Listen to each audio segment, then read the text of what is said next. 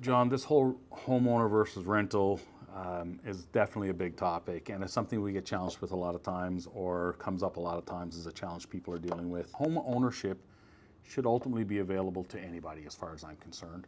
And yes, again, don't put me in front of a firing squad, but I think you should be able to make whatever sacrifice you need to get into home ownership. Any task worth tackling isn't going to come easy. There's going to be challenges that you can be met with, whether we're talking about home ownership or just about anything else. Anybody that's looking to rent a property today, if you're going into a townhome, it might be a 3-bedroom, but let's say $2,500 a month, you're going to pay $30,000 a year in rent. Over 3 years, $90,000 in rent. Yeah. That's a 100% interest rate to you as a tenant. You're paying your landlord's mortgage. Let's look at it from a different perspective. Let's say a $500,000 purchase. And I know $500,000 doesn't buy you a lot. 5% down. You get CMHC financing.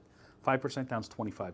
I know $25,000 is hard for a lot of people to come up with, but it's less than 1 year's rent. Do you have RSPs? Does your partner have RSPs? You know, you can use up to $35,000 each of your RSPs.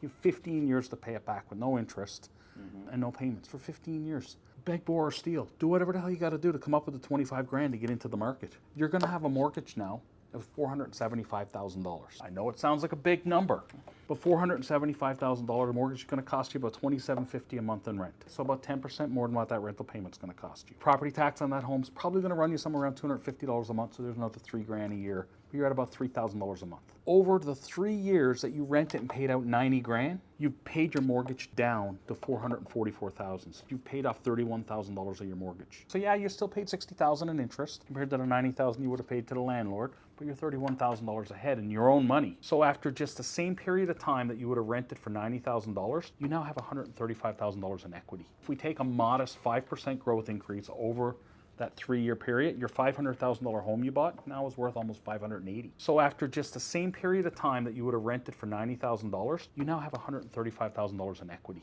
Yeah, it's huge. I know giving up a Starbucks is not going to make all that happen, but evaluate your current position and see what that means to you, and think about what you're willing to do for you and your family to create that kind of scenario. The reality is you're going to have to make some kind of sacrifice. And yes, it's easy to point to the Starbucks coffee or whatever it is. Those decisions over time will make a difference, but the reality is that's not going to get you into homeownership or not. But other decisions, think about that car payment, think about other expenses, unnecessary travel. Would you like to take the vacation? Of course you would.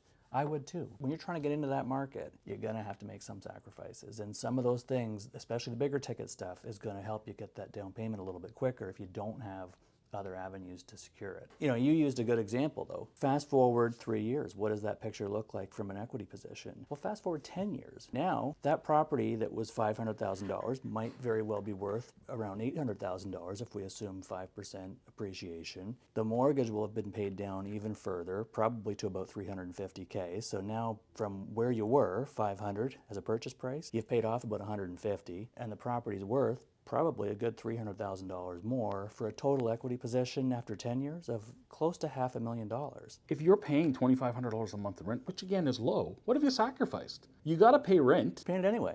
Or you pay it on a mortgage, so pay yourself or pay somebody else. And the other considerations we didn't even take into our calculations. Your landlord's going to want a rent increase every single year. This year's 2.5%. 2.5% growth, right? So there's another $50 a month on this scenario we're talking about. Fast forward 10 years, it's not $2,500. You're 26, 27, 28, $3,000 a month. Easily. If you get to stay in the same place for 3, 4, 5, 10 years, your landlord could turn around and evict you because he wants to move in his mother, or he wants to do whatever he wants to do with it. He'll probably be able to get more rent for it. Rightly or wrongly, you may need to move at some point. And if you think about that 10-year scenario you gave, $300,000 without the increases in rent that you've paid to the landlord. Every day of the week I'd be a homeowner. I would sacrifice and give up whatever I had to. And I know $500,000 is not going to buy you your dream home. No, it's only a stepping stone, I'm sure. Just get in the market. Buy something, anything. So John, you had told me about some properties you had showed some of your clients in parts of Hamilton. And again, it might not be the ideal area for everybody they want to live, right? But if you got to drive an extra 20 minutes to get to work to be able to afford to buy into a house, again, we're not asking you to buy your final home as your first home. But you mentioned some homes that you were able to get some clients into that were under $500,000, and they were, what did you say, 3 and 4 bedroom homes? Well, between 500 and 600, so which of course is a little bigger than the example we gave. But in that price point, you can find homes in Hamilton that are relatively move-in ready, close to good restaurants, nice neighborhoods. There's going to be some sacrifice. Is it necessarily where you wanted to be?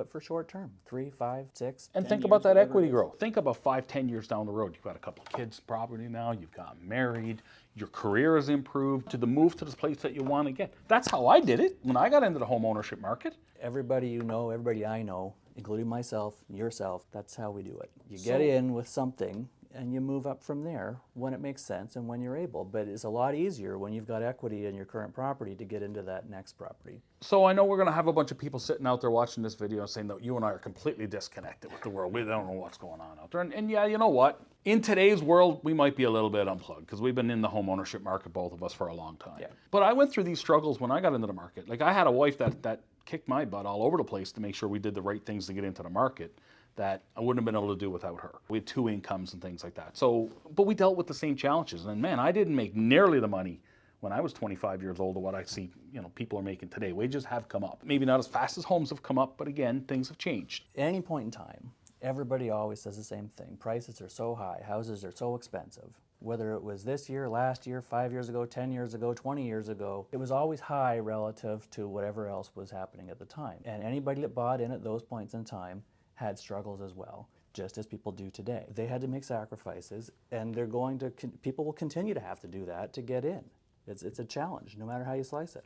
My point has always been to people, just get in the market because the property will appreciate. And if you look at some of these homes that you've been showing your clients and you talk about some of these homes, you might buy in at $500,000 and it isn't going to be a beautiful everything the way you want. But you know what? Painting walls is cheap. Yeah, you might have to roll your sleeves up, do a little bit of work, a little bit of maintenance, but it's your property. You can do what you want with it. Well, that's the Put thing. your own fingerprints on it, make it yours. And if you get a landlord who doesn't want to invest in the property, he bought a cookie cutter builder model, there's nothing else in it. He doesn't want you to paint it. You're not allowed to do anything. Maybe you can't have your pet you want. Maybe you can't do this or that. Maybe he doesn't want to, upgrade an old appliance that's damaged, things like that. Maybe you got an old furnace that's costing more to run that you're paying the utilities on. You might not even be there when something breaks and it needs to be fixed. And then if you do want to enhance that property, again, all you're doing is enhancing his equity position. Versus if you bought the house, you made the same payment you would have made to him, but to yourself. Well, those financial examples we walked through, you gave 3 years, I gave the 10-year scenario. Change who that's for. As the landlord,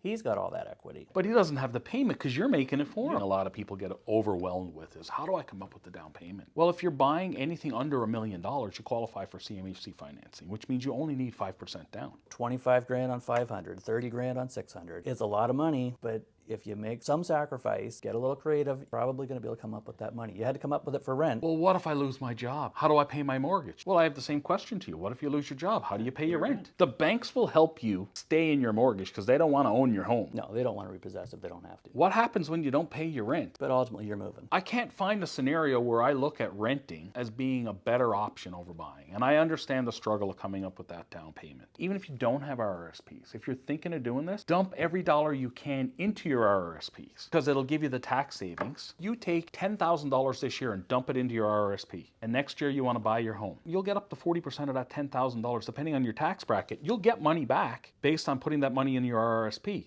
That gives you more money towards that purchase. And you got 15 years to pay it back in again to replenish your own money. There's challenges out there. I challenge people to say, stop telling me why you can't buy a home. Tell me what you're willing to do to buy a home. John, you and I have worked with enough clients, whether it's getting into the market, moving up and expanding their portfolio of real estate, or at the back end coming down. As long as we know the parameters that we have to work within, I'm pretty sure you and I have done a lot of great work with clients, getting them into the market and helping them be successful in real estate. I mean, I can give you examples of people who continued to rent. The property they bought was a rental property. That property appreciated nicely, brought in cash every month.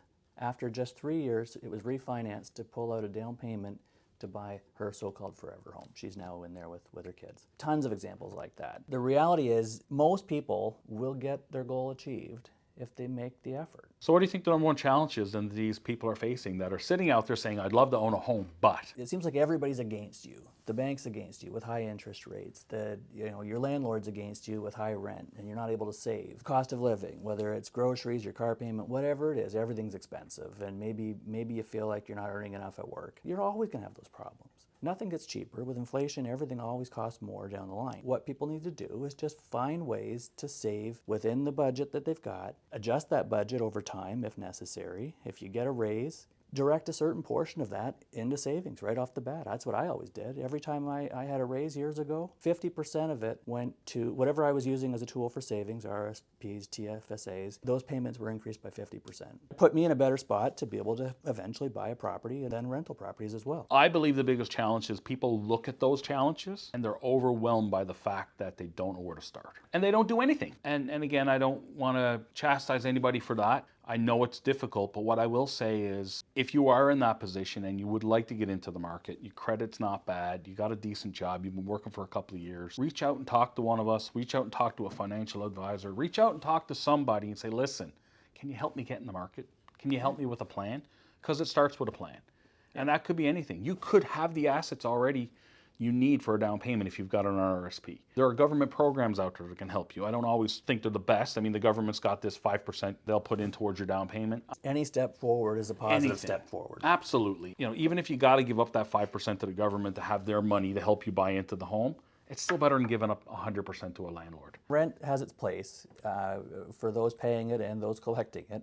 But more often than not, you probably want to be the one collecting it, not paying it to someone else. And there are scenarios out there where it makes sense. I have had some clients where they have downsized, moved out of their home, and it didn't make sense at their age or point in their life to go buy another property. It made more sense to free up their equity, move into a property. They didn't have to take care of maintenance or anything else anymore. They put money in the bank and now they're carefree. That sum of money is earning interest each and every year, each and every month. Do you know why they're in a position to make those decisions today? 30 years ago, they got into the market. And at that time, they probably thought the prices were nuts. That'll never change. Prices are always too high. Everybody thinks that. It's hard to disagree with that. Once you get in, possibilities are endless. Put the other things on hold. You want to go out and buy your new fancy car, put it on hold. Because once you own a home, you own freedom. And you'll still be able to do those things later. And I bet you in the long haul, it'll be cheaper. And you'll be happier because it'll be yours. Any step forward is a positive step. Take those steps. Reach out, as you said, talk to whether it's your realtor, financial planner, your mortgage broker. All of those people, either on their own or collectively as a team, will be able to guide you towards